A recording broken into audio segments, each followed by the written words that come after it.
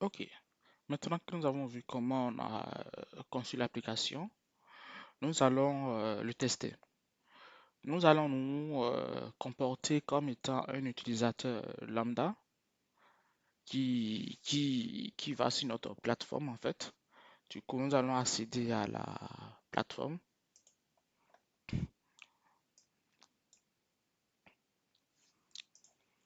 Je vais d'abord le déconnecter lui. Voilà. Ou carrément, je vais changer de navigateur. Euh, Toc, toc, je vais le fermer lui.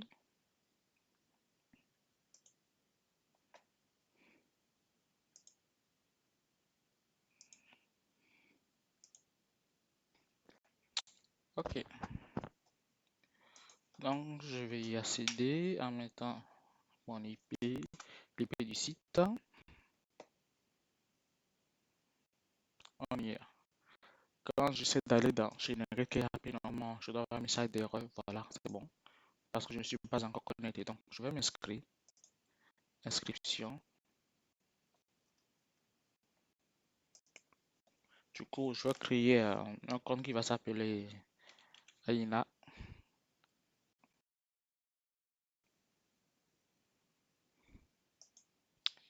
Email aina@aina.fr. Donc, je mets encore Aina.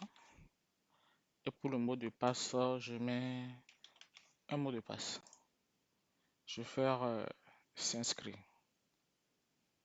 Ok, il dit que l'utilisateur a été inscrit avec un succès. Ok, donc maintenant je peux me connecter en venant sur connexion. Déjà, si j'essaie d'aller sur Generate APK, je n'ai pas encore accès parce qu'il faut que je me connecte. Du coup, je vais sur connexion. Du coup, je mets Aina.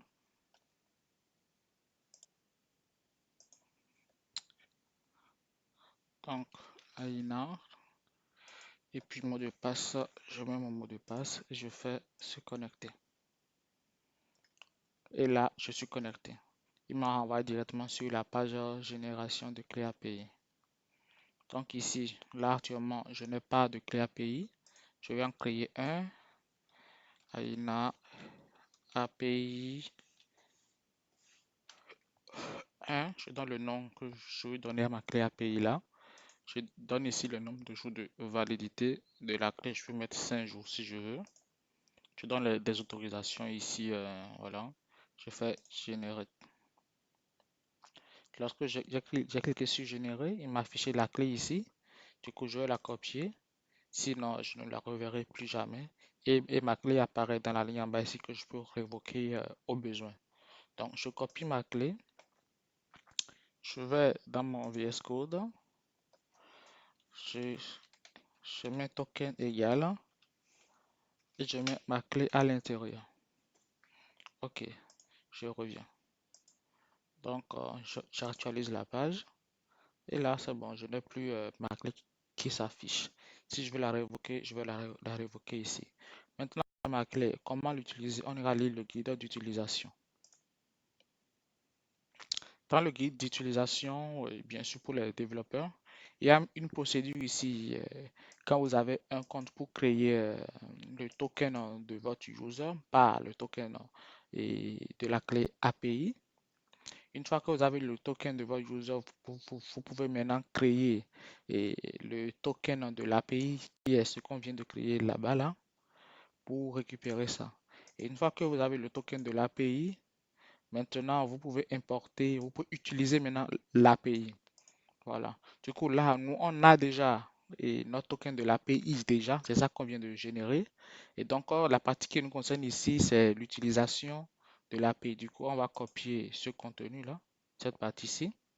On va revenir dans notre ici et on le colle là. Dedans, j'ai token égal à token API. Du coup, je mets token API ici, ce que j'ai généré pour le token AINA API 1. Donc, je vais lancer ça. Je crée mon token, j'importe mes librairies. Tac, tac.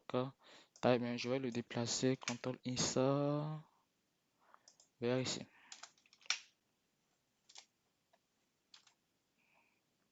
Voilà. Donc, je vais importer la librairie request. Ensuite, je suis la procédure qui est dans la documentation. Je mets mon header là. Voilà. Et puis après, maintenant, j'importe euh, mes données. Verify égale à false, c'est parce que je l'ai fait lorsque j'étais en développement. Une fois qu'on sera en production avec du, du Let's Encrypt, je vais désactiver le verify c'est égal à false. Parce qu'il faut que le verify soit égal à true. Donc, c'est juste parce qu'on est en production en développement, pardon, qu'il est à false. Une fois en production, cette partie-ci sera désactivée. Du coup, elle ne sera plus dans la documentation. Il faudra que je me rappelle pour aller l'enlever de la documentation.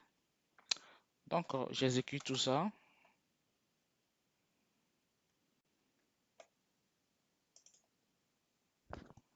OK. Donc, ça a bien tourné jusqu'ici. Je me suis arrêté ici parce qu'il y a un warning qui apparaît ici, ce qui est normal.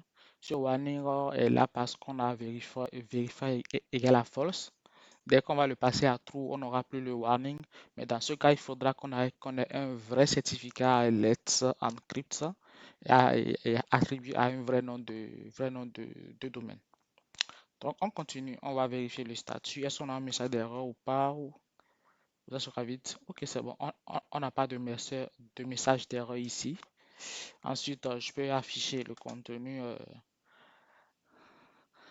et je vois bien que j'ai de la data à l'intérieur. Je peux le convertir en data récupérée et en JSON. Puis, je peux afficher ma data. Et voilà, j'ai ma data à l'intérieur. Donc, en suivant la procédure, on a bien réussi à consommer l'application. Ok, voilà. Donc, je vais revenir sur le site. Il faut noter que lors de la création du compte, et mon site accorde, du moins, le site accorde 1000 crédits à l'utilisateur dès son inscription. Donc, chaque fois quand il utilise l'application, il consomme une partie de ses crédits. Et donc, quand il n'a plus de crédit, il va falloir qu'il achète à nouveau pour pouvoir créer à nouveau d'application, consommer à nouveau de l'application. Donc, comme on vient de consommer notre application, notre crédit a diminué. On est passé de 1000 à 993. Voilà un peu. Donc, les crédits de l'utilisateur ont bien été utilisés dès qu'il a consommé l'application. Et si on veut révoquer la clé, on peut cliquer sur révoquer ici. Donc, voilà un peu. Prochaine étape, comme on vient de créer notre application, on l'a mise à disposition et tout ça, il faut maintenant qu'on lance un serveur Prometheus pour scraper les métriques fournies par l'application sur le template et on aura un Grafana qui va se connecter à notre serveur Prometheus pour pouvoir avoir des dashboards sur l'état du serveur de notre application. Ok, on le fait dans la vidéo suivante.